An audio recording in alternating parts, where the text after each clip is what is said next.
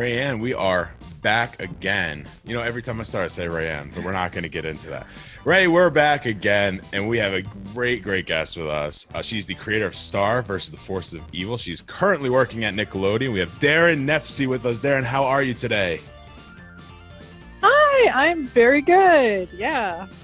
Quarantining along with everyone else. Yeah, it's been such an odd time. Just such an odd time, and it's gone on for, I think, much longer than anybody anticipated it going on. But, you know, vaccine around the corner, it seems like. Let's hope it can go back to normal soon. Yeah. Fingers crossed. Let's hope. Yeah, I hope so. Yeah, it is funny when you think back. Like, I remember back in our Nickelodeon office, it was sometime in March, they had this meeting with everyone, and it was like, okay, we're all going to go home for 2 weeks, and then we'll be back. And it was like, okay. And of course, nobody's been back. I'm just so glad I took all the food out of my office because I tend to keep a lot of snacks around, and I have talked to other people who left their food, and who knows what that looks like now. Oh, it looks like and smells like you guys are going to go in and have a brand new smell you've never smelled before, just sitting in that office with some of this rotten food. Yeah, we'll see if the office isn't just like taken over by like moldy oranges or something. We'll see. Isn't that the worst part about the moldy oranges are? You don't notice it at first until you really get in and look at it, because it usually crumbles from the inside. It's all the fruit. It's just, that's rough. That's going to be rough. But you know what? It's a weird time. So it just falls right into it. Before we start, I want to say congratulations on your new baby boy. Thank you. We did a ton of research, and one thing I could not find. What's the baby boy's name? You know what? I'm actually I've been keeping that under wraps. Okay. Yeah, I mean that, not for any like big reason, just it was one of those things with like, internet presence. I don't know. It's so complicated, and I definitely feel like it's something that I am never sure how much to put out there, how much to not put out there, and I have a really public Instagram and Twitter, and I was just like, you know what? I think the baby doesn't need to be on any of these things. So I appreciate that so much.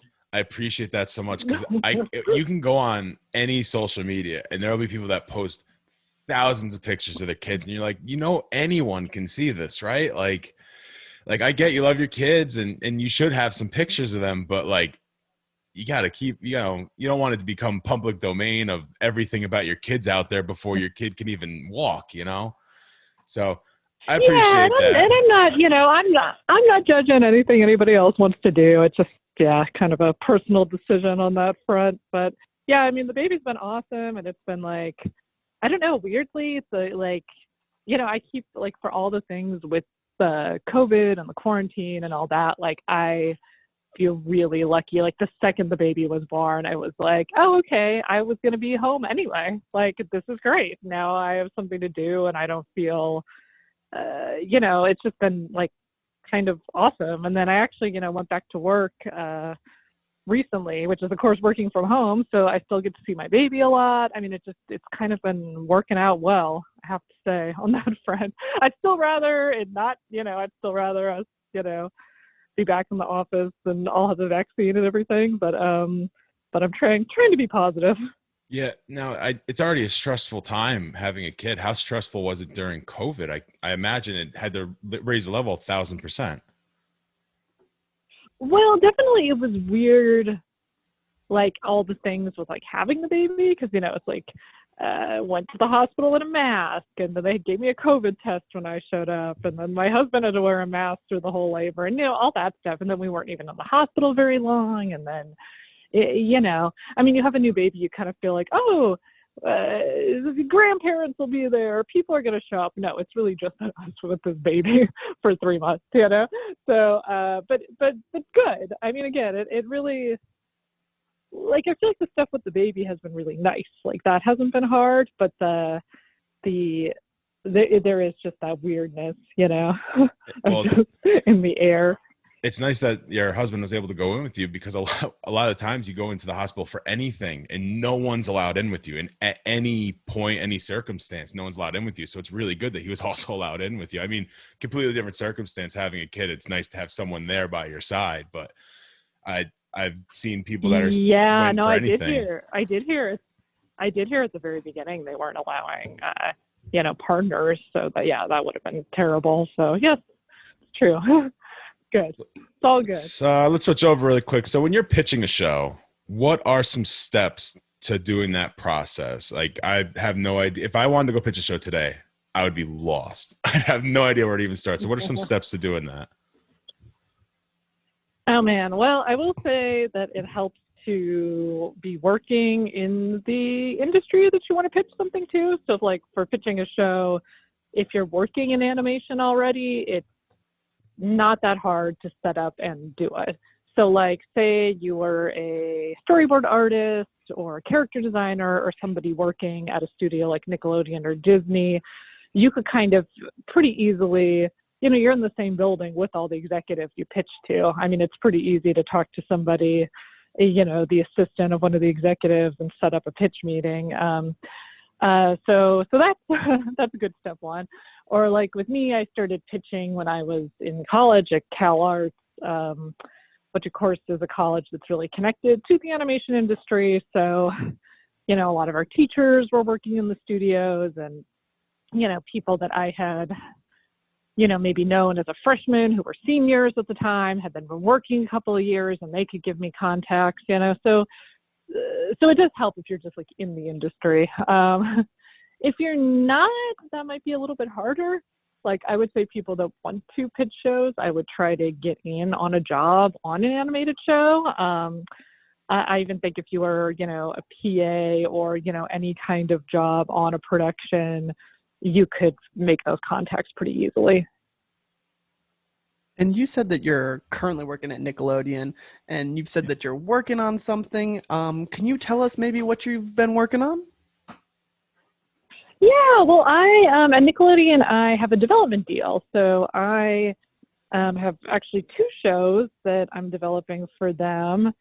And I can't say too much about what they're about or anything like that, but that's been really great. So I've been able to just really focus on these 2 ideas and make a really nice, pitch Bible and pitch packet. And I'm, storyboarding one of them right now, and, just trying to, basically going through all the steps I did on Star when I pitched that to Disney, except that, I didn't have a development deal then. So it was just something I was doing on my own, and then trying to, now it's like, oh, this is awesome. I get like, a salary to develop these ideas. So I've been really getting to, just do research and focus on them. And I'm working with a writer that I actually worked on with Star, and it's been great. And then I don't know, I don't know if they'll get picked up and become shows, but I'm really hoping one of them does, because I'm very excited about both ideas.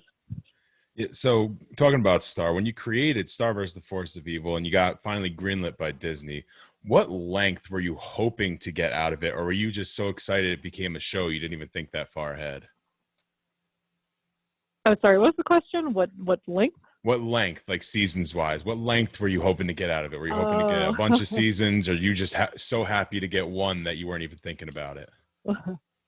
Oh my gosh. I mean, that would definitely be thinking ahead on like how many seasons. Yeah, I think probably the later. Like, I was just so thrilled that they picked it up and wanted to do it.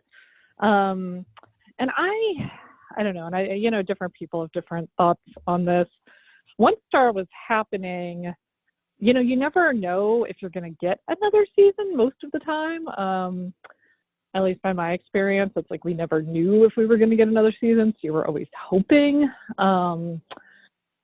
But yeah, the season thing could be like a little interesting, because there wasn't like a plan to how many seasons.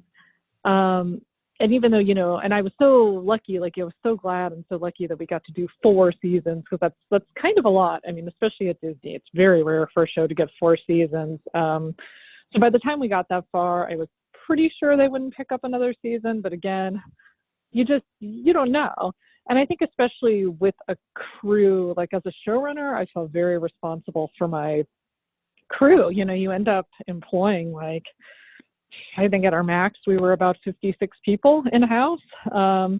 So as long as Disney wanted to do the show, I would have done the show. If anything, for the crew, I've keep it going.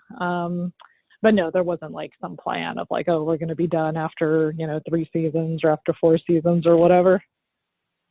So how much of the story did you have written as you completed each season? I wish I could talk today. Do it again. Okay, so sort of our process, and TV is super fast paced. Like it's kind of interesting because it's so much different than like a feature or something where you have like all of this time. But basically what we would do is I would get some time with the writers at the beginning of each season, and we would kind of hatch out some story arcs. So we would get like a week or two to do that, where we're trying to figure out like, okay, let's these are some overall things we want for this season. And we put it up on a board and kind of figure that out. And then we would start writing our individual episodes after that, which pretty much we had to write an episode a week, is how it times out. And then because we had these story points, we would kind of just figure out like, okay, we know that we want there to be this turn here, this thing with Ludo, or we need an episode that does this. And then, we would try to maybe work it into different plots as we were writing our weekly episodes, right? If that makes sense. But yeah, it was a little bit more general, and then we would kind of hatch them out as we got to them weekly. But I did feel like doing those meetings at the beginning is how we got those really great story arcs. That's what we were doing there, like hatching that out. Now, you've said if you got the chance, you would absolutely continue. What do you think the chances of that happening are? I know there's so many.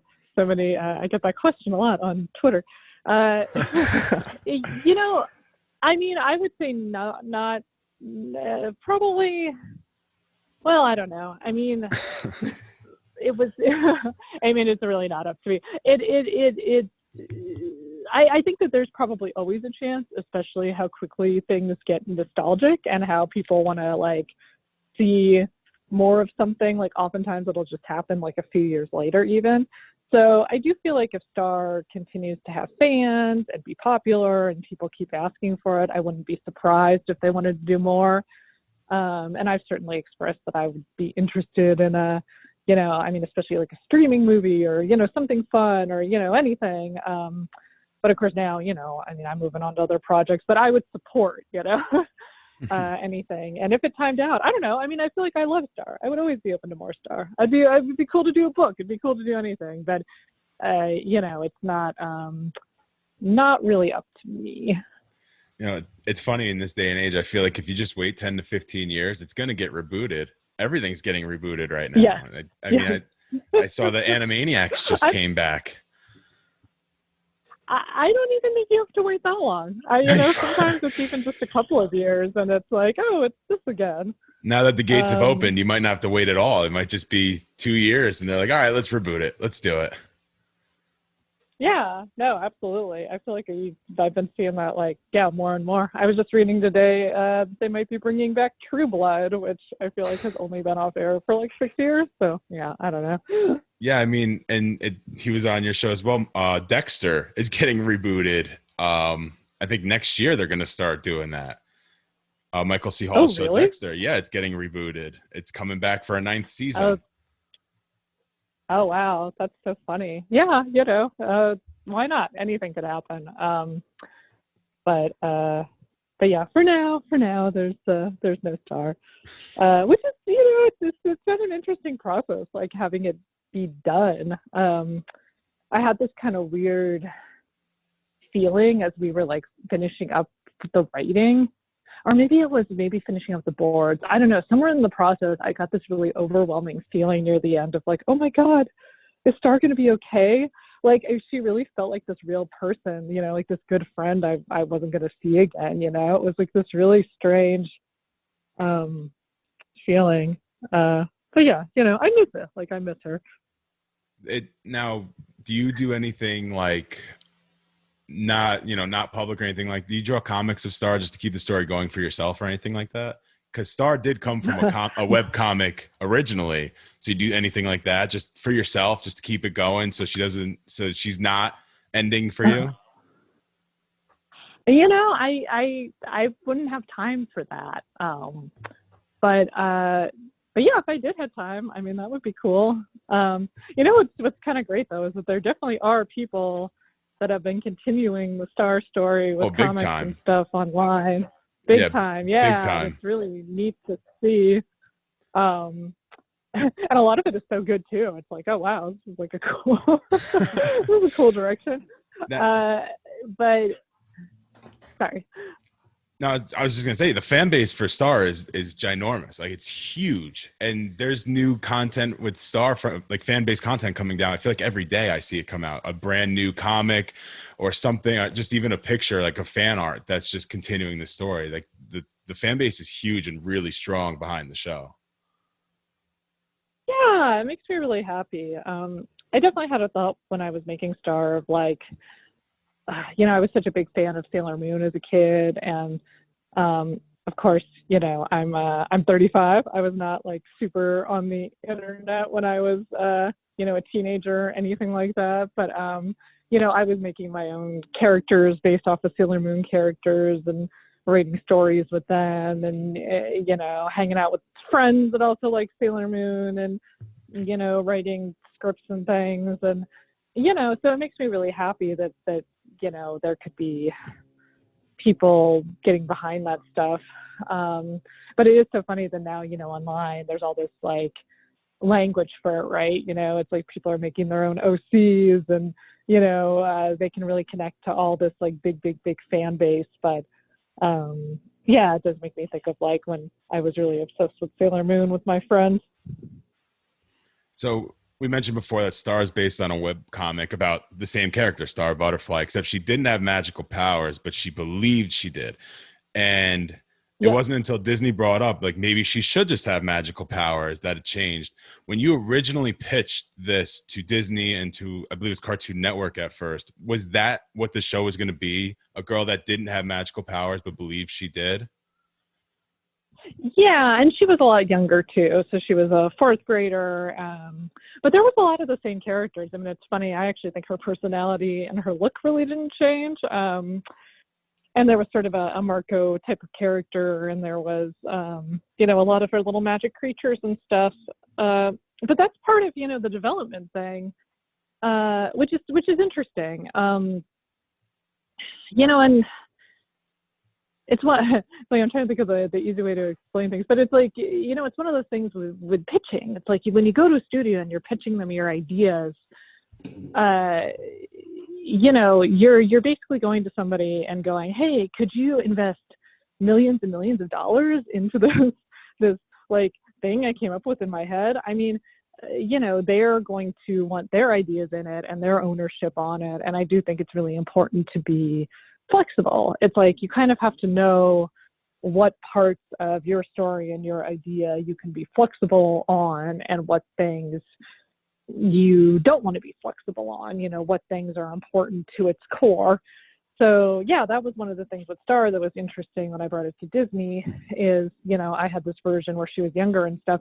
And, you know, when I was first pitching it, because this was a while ago, I first pitched Star, I think in 2007 or 8, maybe 2008, a long time ago. And, you know, I feel like Adventure Time wasn't even on TV when I first started pitching it. You know, it was like way back there. Or maybe, but then by the time so maybe the first time when I pitched it to Cartoon Network, you know, there was sort of less magical stuff. And then by the time I pitched it to Disney, it was like there had been a turn where there was shows like Adventure Time and there was these big magical things. So I think for Disney, they were going, you know, hey, this feels like it could be a big magical thing. Like, do you want to go in that direction? And and that was really inspired me. And I went home and I rewrote it, and that's basically the version, was like, okay, well, she does have magic powers. Okay, she's going to be a foreign exchange student from another dimension. And, and then, okay, and then this Marco character, he's going to be, the place that, the house that she comes to stay as a foreign exchange student. And, all those sort of pieces fell into place. And it was like, okay, and all these little magic creatures that were in her imagination can be real. Because like in the original version, Ponyhead was sort of a figment of her imagination that she would talk to, right? It was like her imaginary friend, which is, I think, why Ponyhead was like as weird as possible, like a decapitated unicorn, flying unicorn head. But I like that character, so I just kept it. It was like, okay, she's just real now,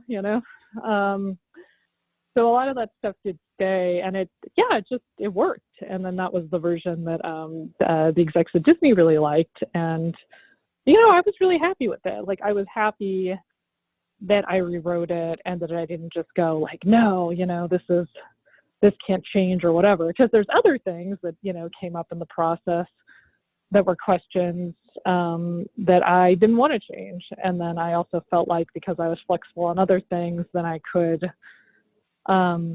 really stand behind the things I didn't want to change. And I will say in the webcomic, if you haven't checked it out, you should check it out. Ponyhead looks a little different than she did in the show, in the webcomics. Just a little bit, a little nightmare-inducing kind of Ponyhead with drool and blood coming out. Blood. Yeah.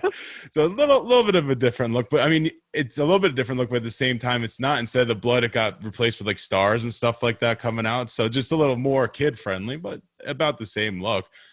But going off that, I mean, Jenny Slate does Ponyhead for people that haven't looked or haven't seen the show or whatever rock they're living under.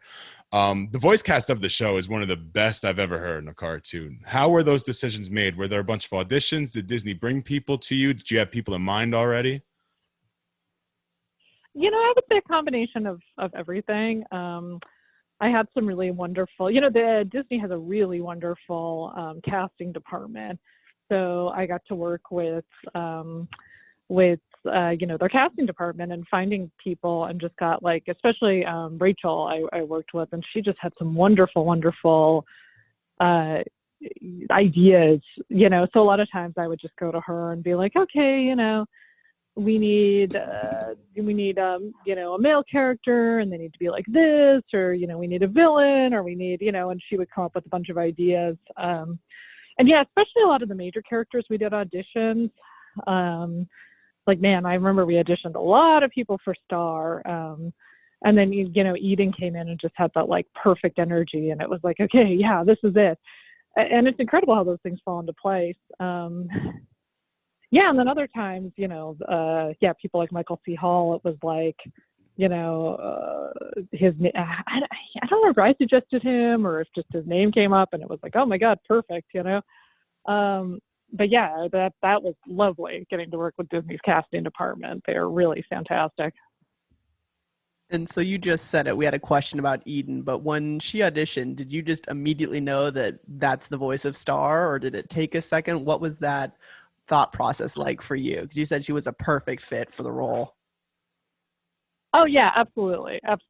I mean, she was so cute because she was like, I think she hadn't done a lot of voice acting at that point. She's got like so much energy. Mm-hmm. And she came to the audition and she like kept jumping around and like hitting the microphone. And we were trying to get her to like not jump around.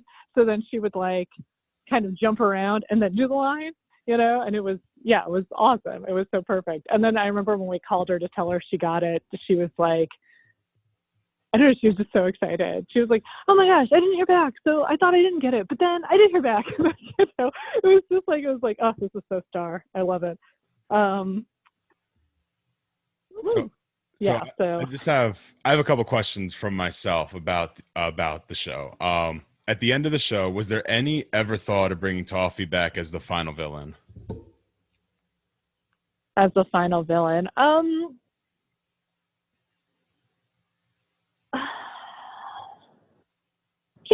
I don't think so, at least not where we went with the ending. there was something that I really liked about, and again, part of it too is like, we never know if we're getting the next season, but I did like that we would have these seasons that would actually get completed, that we would have an ending to them or an ending to the villain. But I will say, I do think Toffee's presence is always around for sure. And it's funny to say, and maybe there'd be more. I don't know. See, these are the things that are hard for me to answer because I don't like. And I feel like I did that with the ending too, where it was like I wanted to feel like a completed ending, which I feel like it did. I think a lot of the fans might disagree, but I wanted it to feel like we had done a completed ending that also we could write more if we got more of the show or if it ever get picked up sometime. So. Yeah, I enjoyed season 3 and 4, and when I see so many people that just like talk about how they didn't, you got to understand, first of all, the story has to move in different directions. If you keep doing the same story over and over, you're gonna get the same reaction anyway. That people are like, oh, it's just the same story again. I enjoyed it. That was the only big thing. I was like, I felt like Toffee was gonna come back, but I do have a question. So you said that you didn't know if you're gonna have another season. Did you write the season 4 story arc before they told you that 4 was going to be it? Like I said, I feel like I was pretty sure 4 would be it, but I didn't want to be, just in case, I didn't want it to be so ended that we couldn't do anything else, if that makes sense. But just because like getting 4 is hard, but they don't tell you. You really usually don't find out. You are definitely done with all the writing by the time you find out if you're getting another season. At least that was my experience. So, and I do think maybe we were being a little cocky with our season 3 ending because it was definitely on a cliffhanger, but we had a good track record, so I was hedging my bets on that one. Sorry, did I lose track of what we were talking about? Okay. I got another one for you. We'll just go to the next one here. So in the Book of Spells, which is available everywhere. What was the question again? Because I feel like I missed something. Sorry. What was the question? Said, so the question was, did you hear that season 4 was going to be it before you finished writing? Like, did you already finish the writing as that happened?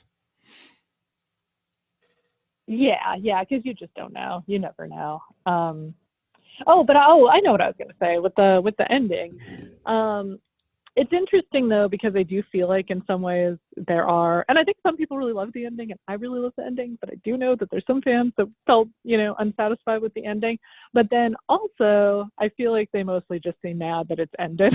When it comes down to like what they're actually upset about, it seems to be just that there's no more.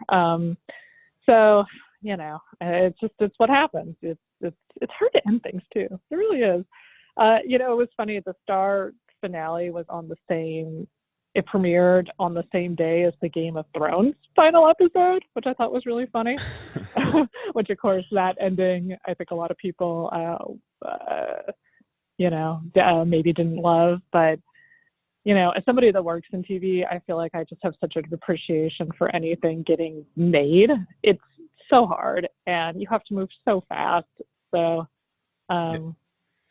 like I said, I love the new world when they go to Muni off of Earth, and I enjoyed the storylines, and Eclipsa is one of the best characters to be introduced in the show. Just an amazing character. So like, I agree. I think the with the ending, they got to be mad about something. You got to be mad about something, right? Yeah. I feel like you hear that people say like, oh, I couldn't stand the end of that show, more than you hear that was an amazing ending. You hear it so much more. And I'll watch the show and I'm like, that wasn't a bad ending. That was actually a good ending. What are you guys mad about? But got to be mad about something. But so, I think people want, I think what I've learned is like, I think what people want is for every single little plot line and every single question to be sort of wrapped with a little bow of like, okay, this is exactly what it is, kind of almost makes you think of like the 6 Feet Under ending where you literally see how everybody dies.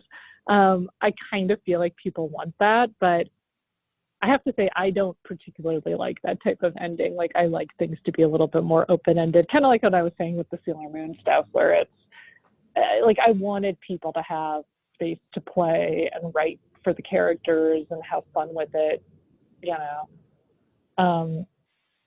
Yeah, that's how I feel about it. So over the years, it's been hard to get that criticism from fans, or have you just kind of taken it in stride and it is what it is? Oh, it's fine. I mean, you know, I don't really understand. I kind of, you know, have a probably like everybody, like probably a love-hate relationship with the internet. I have met so many absolutely wonderful, awesome fans of Star, and I've gotten to do these fan events, you know, at Comic-Con, and like, oh my gosh, one's like all over the world. I got to go to Mexico City for Creativa, which was insane. I mean, there were just like lines out the door to see my panel, and I got to meet all these wonderful people, and like Click Animation Festival in Amsterdam, all these cool things, right?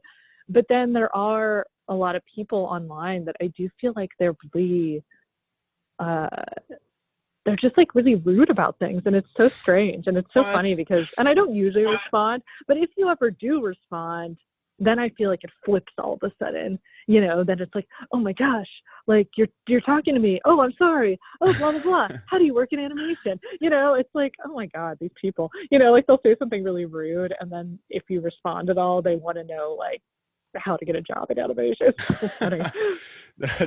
That's like, I think it was either Jimmy Kimmel or Jimmy Fallon when Robinson Cano left the Yankees, had Yankee fans go up to this giant poster of his face and yell bad things at him, and then he walked from behind, and they're like, "Oh my God, I love you, Robbie."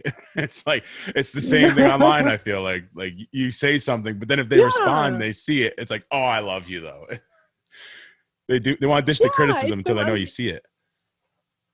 Yeah, I know. I think they just want to get your attention most of the time. Yeah, it's a bizarre thing. I don't know if I totally get it, but you know, it's fine. It is what it is. I'm happy. You know, I'm happy that I get to make things and work in cartoons and do what I love.